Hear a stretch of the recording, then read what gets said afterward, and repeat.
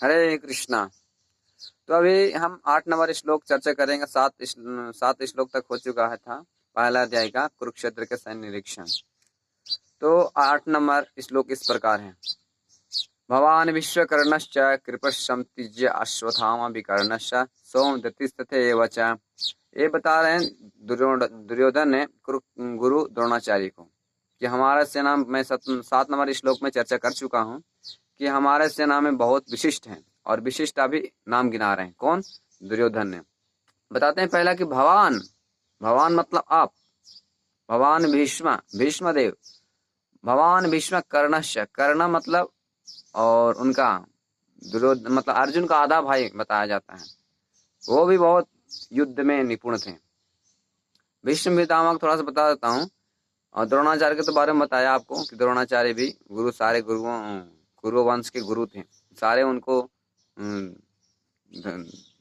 जो धनुष बाण सारे कलाएं सिखाए थे द्रोणाचार्य ने, जितने भी थे दोनों सीखते थे, क्योंकि बचपन में छोटे थे ये अर्जुन, पांचों पांडव और कुरु वंश के दोनों सीखते थे एक जगह पे, तो द्रोणाचार्य उसमें सिखाते थे।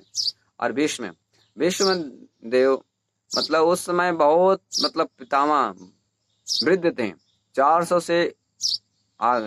वर्ष से ज्यादा बताया जाता है उनकी उम्र थे द्वापर युग में बहुत, इसीलिए वो मतलब युद्ध करने में निपुण थे। इसीलिए उनको अर्जुन दुर्योधन को विश्वास था कि भीष्म पितामह के उपस्थिति में हमारा युद्ध विजय होगा। ऐसा थे, सच में है, ऐसा था। क्यों? क्योंकि मतलब बताया जाता है कि समुद्र में तिमिंगल मछली होता है ना, तो तिमिंगल मछली जैसा एक दिन में युद्ध समाप्त करने वाले थे। ऐसे ऐसे बड़े बड़े महारथी थे भीष्म, द्रोणा और कर्ण। और कर्ण को आधा भाई बताया जाता है अर्जुन को। और क्या है, भगवान भीष्म कर्णश कृपाचार्य, कृपाचार्य भी वो थे, सुहृद उनके गुरु थे। वो भी भगवान के भक्त थे, सारे भगवान के भक्त थे, लेकिन इनको विपक्ष की ओर से युद्ध कर रहे थे। और अश्वत्थामा भी कर्णश्च, अश्वत्थामा कौन थे? द्रोणाचार्य के पुत्र थे अश्वत्थामा।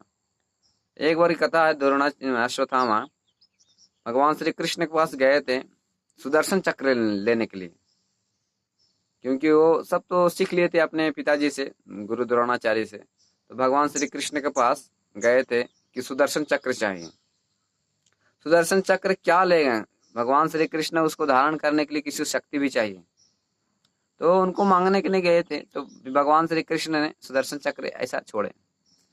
तो छोड़ने के बाद में भीष्म पितामह अश्वत्थामा उनको सहन नहीं कर पाया, जलने लगा, पूरे शरीर उनको जलने लगा, असहाय होने लगा। तो बोले नहीं चाहिए, नहीं चाहिए, नहीं चाहिए। फिर वापस भगवान श्री कृष्ण ने ले लिए। तो भीष्म पितामह अश्वत्थामा भी बहुत पराक्रमिक योद्धा थे, और वो इसकी कथा बहुत ही लंबी है, मैं बाद में चर्चा करूंगा। अभी इसको इस श्लोक के बारे में बताता हूँ। तो अश्वत्थामा विकर्णश्च, विकर्णश्च कौन? विकर्ण कौन थे? दुर्योधन के भाई थे विकर्ण। अश्वत्थामा विकर्णश्च सोमदत्ति, सोमदत्ति भी एक राजा थे, सोमदत्ति तथा ये बच्चा। तो इस तरह से ये सारे योद्धाओं का नाम गिना रहे हैं कि अश्वत्थामा, विकर्ण, ये सारे। और कर्ण का एक कथा है कि पांचों पांडवों का हम लोग जानते हैं, और पांडवों से पहले भी एक पुत्र पैदा हुए थे, उसका नाम था कर्ण। जैसे हम लोग युधिष्ठिर महाराज, भीमसेन, अर्जुन, सहदेव, नकुल, ऐसे 5 पांडवों का नाम सुने हैं। लेकिन इससे पहले भी एक पुत्र हुए थे, उनका नाम था कर्ण।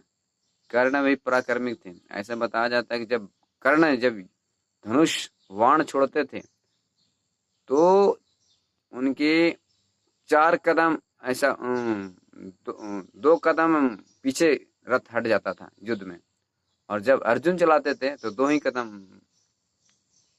नहीं ज्यादा होता था। नहीं, एक बार जैसे युद्ध में जब बाण चलाते थे तो कुछ से हटता था, लेकिन जब अर्जुन चलाते थे तो कम हटता था। लेकिन फिर भगवान श्री कृष्ण ने ऐसा बोलने कि देखो अर्जुन, कर्ण कितना महान महारथी है, महान योद्धा है कर्ण। तो वो जब छोड़ते थे बाण तो कम हटता था। क्यों? क्योंकि भगवान श्री कृष्ण उनके उस रथ पे सवार थे। नहीं तो भगवान के अगर नहीं रहते तो युद्ध तुरंत समाप्त हो जाता। इन लोग तिमिंगल मछली जैसा थे, तुरंत निगल जाते थे, निगल खत्म हो जाता। तो भीष्म कर्ण उनके भाई थे, अर्जुन का आधा भाई। और किनको बच गया? कृपाचार्य। कृपाचार्य भी कुरु वंश के महान गुरु थे। उनकी कृपा से सारे कुछ उधर देखभाल होता था सारे कुरु वंश को। और भीष्म पितामह बहुत मतलब विद्वान थे और भगवान के भक्त थे। इनकी कहता है भीष्म पितामह, अच्छा भीष्म पितामह ये मतलब युद्ध विरोध में क्यों युद्ध कर रहे थे? भीष्म पितामह का कहा जाता है कि ये भक्त थे भगवान का, लेकिन फिर भी विपक्ष में युद्ध कर रहे थे। तो बताता है कि ये भगवान का अरेंजमेंट था, क्योंकि भगवान से युद्ध कौन कर सकता है? भगवान से भगवान ही अपने शक्ति भक्तों को देते हैं, तो वो वीर रस का आस्वादन करते हैं भगवान। तो भगवान इस तरह से विपक्ष की ओर डालें भीष्म पितामह ये सबको, ताकि अच्छा से आस्वादन कर सकें। और बताते हैं कि भगवान जब किसी को मारते हैं तो भी उनका उद्धार होता है। लेकिन भगवान जब भीष्म पितामह शरीर त्याग रहे थे, देह त्याग रहे थे, उस समय भी भगवान श्री कृष्ण उनको दर्शन करने के लिए आए थे, क्योंकि भीष्म पितामह की इच्छा मृत्यु थी। इच्छा मृत्यु उनके पूर्वजों ने दिए थे। इच्छा मृत्यु होगी, जब भी आपकी मृत्यु होगी तो इच्छा मृत्यु, तो इच्छा मृत्यु उनकी थी। तभी भगवान श्री कृष्ण उनको श्याम भगवान श्री दो भुज में उनको दर्शन दिए थे कुरुक्षेत्र में अंत समय में। उनको देने बाद भगवान श्री कृष्ण को स्तुति किए थे। भीष्म स्तुति भी कहा जाता है, बहुत प्रसिद्ध स्तुति है, हमको सीखना चाहिए वो। तो बहुत अच्छा से करने के बाद भीष्म पितामह ने अपने शरीर को त्याग किए थे। तो बहुत बड़े बड़े महारथी थे महाभारत में। अब वो वही चीज़ दुर्योधन ने अपने गुरु द्रोणाचार्य को मतलब बता रहे हैं ये चीज़। और उसके बाद में फिर अगला श्लोक 9वां श्लोक में हम लोग और चर्चा करेंगे।